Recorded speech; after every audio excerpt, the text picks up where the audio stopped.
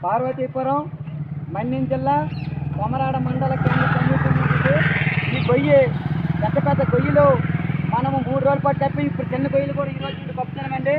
ఈరోజు ఇక్కడ పాలకులు ఈ రోడ్డు అంట చూసుకుని వెళ్ళిపోవడమే తప్ప పట్టించుకునే పరిస్థితి లేదు.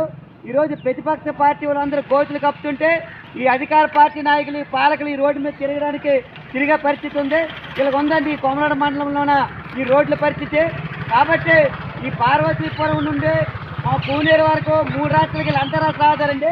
ఈ రహదారి మీద ప్రతిరోజు కూడా వాహనదారులు యాక్సిడెంట్లు అయ్యి అనేక మంది చనిపోయిన పరిస్థితి ఉంది.